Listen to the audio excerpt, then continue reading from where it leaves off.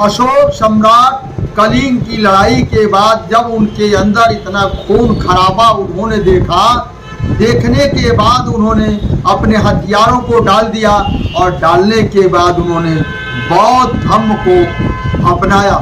दोस्तों, अब मैं आप लोगों को बताने जा रहा हूं, जो आप लोग बुक समरी फिशरमैन इंडिया के चैनल के जो बने हुए हैं आप लोग बहुत दिनों से, इसके लिए आप लोगों का बहुत बहुत धन्यवाद, आभार।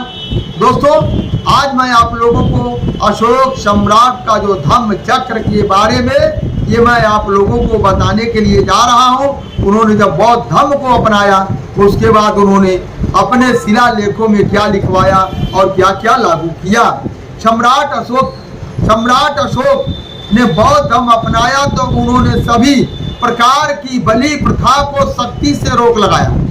जब सम्राट अशोक ने बौद्ध धर्म को अपनाया तो अपने राज्य में पशु बलि प्रथा को उन्होंने सख्ती से रोक लगवाया और शिलालेख लगवा करके उन्होंने शिलालेखों पर लिखा करके जगह जगह पशु बलि का रोक लगाया। सम्राट अशोक के वंशज ने भी जो क्या हुआ, सम्राट अशोक के वंशज जब हुए तो जो सम्राट अशोक का शिलालेख था कि आप हवन कर सकते हो, किसी से करा नहीं सकते हो, पशु बलि नहीं दे सकते हो, तो उसी रिवाज को उनके वंशज जो हुए उन लोगों ने चालू रखा। पशु बलि को बंद करके उन्होंने अकेले हवन करना उन्होंने चालू किया। यज्ञ बलि ब्राह्मण का आय और अय्यासी का मुख्य साधन था। जो पशु बलि और यज्ञ, ये मैं नहीं करा दोस्तों, आज इंडिका बुक का 172वां पेज है और बुक समरी फिशरमैन इंडिया का 62वां पेज है। इसमें ये लिखा हुआ है, यज्ञ बलि ब्राह्मण की आय और अय्यासी का मुख्य साधन था। बहुत सालों की कशमशाहट के बाद आखिर उन्होंने बहुत सालों के बाद जो है उनका जो सत्ता आता है, उस कशमशाहट जो पशु बलि को जो रोक और अय्यासी और सोम रस का यानी शराब का रोक अशोक सम्राट के बाद जो लगा था, तो अशोक सम्राट के कई पीढ़ी जाने के बाद जो कौन आता है, ये ब्राह्मण का मुखिया पुष्यमित्र शुंग जो आता है, वह क्या करता है, एक गृहस्थ सम्राट जो चक्रवर्ती सम्राट गृहस्थ का, वह एक प्रकार का मंत्री बना और मंत्री बनने के बाद उन्होंने अपने ही सम्राट चक्रवर्ती सम्राट राजा बृहस्पति की हत्या कर को सत्ता को अपने हाथों में उन्होंने लिया। सत्ता के हाथों उन्होंने अपने हाथों में लिया और अय्यासी का धंधा फिर से चालू हो गया। इनका अय्यासी का धंधा और पशु बलि और यज्ञ जो है इनका फिर से चालू हो गया। सच्चाई पर झूठ और अच्छाई पर बुराई की जीत हुई। धर्म अनाचार के नीचे दब गया। धर्म जो है वो समित्र जो है धर्म को नीचे दबा दिया और वह कत्लेआम करना जो उसके विपरीत चला उसको उन्होंने कत्लेआम करना चालू किया। इसीलिए कहा जाता है एक बलशाली आदमी अगर बुरा भी बात कहे तो वह उसे धर्म माना जाता है, उसे धर्म माना जाता है। गरीब और असहाय आदमी कितना भी सत्य बोले तो उसे असत्य माना जाता है। जो आज आप लोग देखेंगे, आप लोगों के सामने इस चीज को मिलेगा। दोस्तों, ये चीज मिलेगा, ये सत्य है। यज्ञ बलि धर्म बना, यज्ञ बलि यह एक धर्म बन गया जो आज आप लोगों के सामने कई भारत के अंदर ऐसे मंदिर है, ऐसे देवी देवता है जहां पशु बलि दिया जाता है। आज भी वो रीति रिवाज चल रहा है। जैसे हमारे गोरखपुर में ही एक ऐसा मंदिर है जहां पर प्रसाद में मीठ बनता है। जहां प्रसाद में मीठ बनता है वहाँ बढ़ता है और वहाँ तरकुलहा देवी उसका नाम कहा जाता है। गोरखपुर के कुछ दूरी पूरब पर तरकुलहा देवी है, जहाँ पर प्रतिदिन कई हजारों बकरों की बलि दिया जाता है, जो तभी से रिवाज आ रहा है, आज तक वो रिवाज चलते जा रहा है। और वहाँ पर जो है आज भी पशु बलि दिया जाता है। ये साक्ष्य और प्रमाण है जो उस टाइम के लोगों ने रिवाज निकाला, वो आज भी वो दिया जाता है, क्योंकि उनके देवी देवताओं को पशु बलि दिया जाता था। जैसे मैं आप लोगों को बताऊं, एक जो है भारत के अंदर एक ऐसे राजा हुए जिनको बाहर से आए लोगों ने बहुत बेहतरीन तरीके से समझाया, और वो राजा झांसे में आ गए। और आने के बाद उन्होंने भी पशु बलि को ही अपना धर्म माना। रिंती देव, उस राजा का नाम था रिंती देव।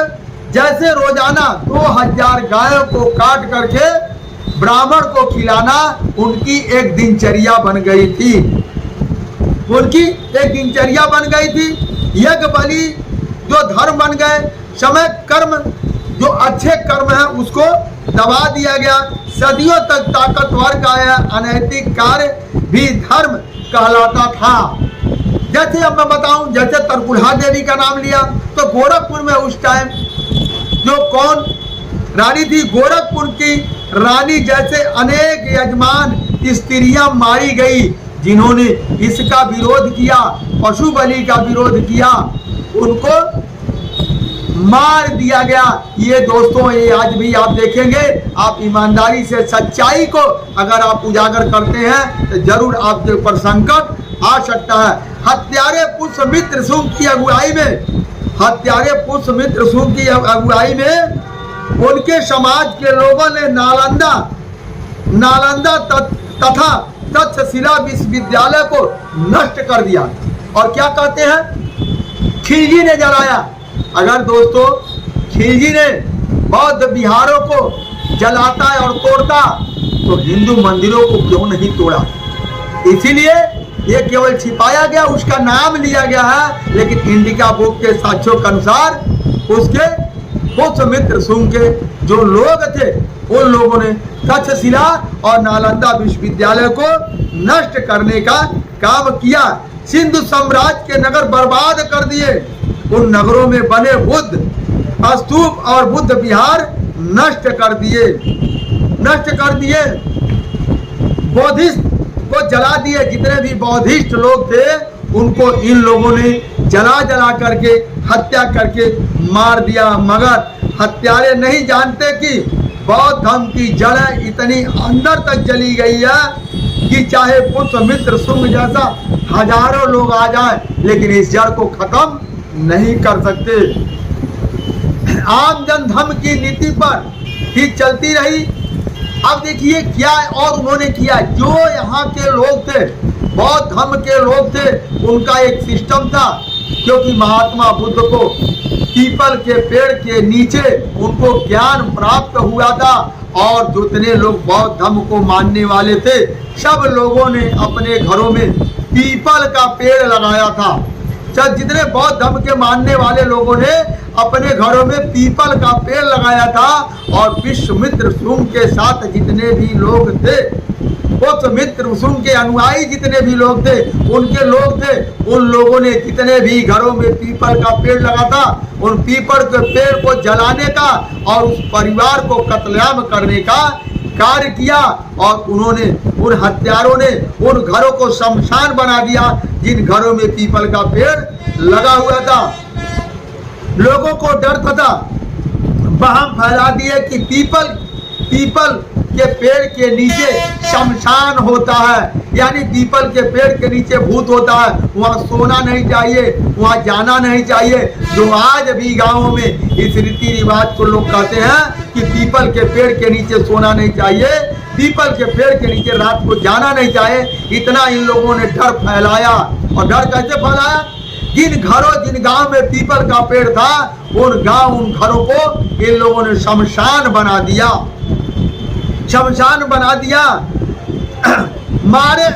मारे गए लोगों को, पीपल को अपने घरों में लगाना छोड़ दिए। उसकी वजह से जब उन्होंने शमशान बनाया तो भारत के लोगों ने अपने घरों में पीपल लगाना डर के मारे छोड़ दिए कि कहीं हम भी ना मारे जाएं, हमारे परिवार भी ना मारे जा रहे। इतना दहशत फैला दिए कि भारत के निवासी लोग बोध वृक्ष को, पीपल को, पेड़ को घरों में अपने लगाना छोड़ दिए।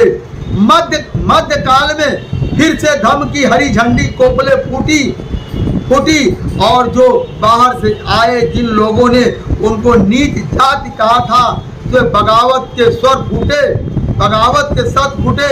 जैसे सतगुरु कबीर की अगुवाई में भारत में बनिया, जाट, नाई, धोबी, जुलाहा, चमार, भंगी, हर जाति के संत के लोगों ने ब्राह्मण का विरोध करना चालू कर दिया। बगावत उन्होंने चालू कर दिया। बगावत में हवन में आहुति डाली, इन लोगों ने आहुति डाली और कसम खाया, उन्होंने संकल्प लिया कि मैं जो है ब्राह्मण के बनाए हुए धर्म को नहीं मानूंगा।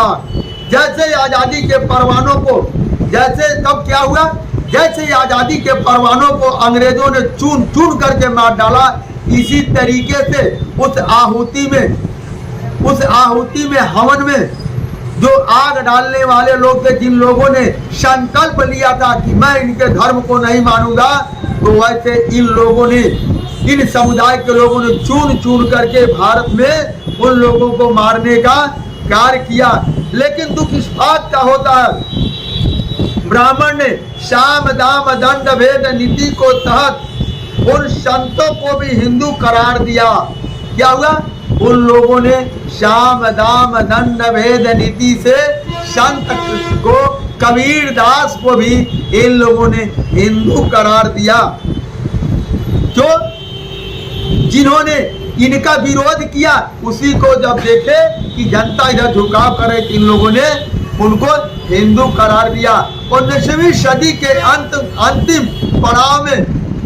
पड़ाव में अब्राह्मण जाति में फिर से ब्राह्मण की सत्ता के विरुद्ध बगावत की और महामना ज्योति फूले और माँ सावित्री बाई फूले ने बीमारी की नब्ज को पहचाना उन्होंने, तथा उस तथ्य का मान हुआ कि शूद्र और अछूत की आजादी तभी संभव है जब विद्या का उनके अंदर वास होगा। वो पढ़ेंगे तब जा करके ये मिटेगा। जिसमें शूद्र अछूत, उन्होंने अपने स्कूल खोला और स्कूलों में शूद्र अछूत लड़कियों को और लोगों को शिक्षा देना शुरू कर दिया।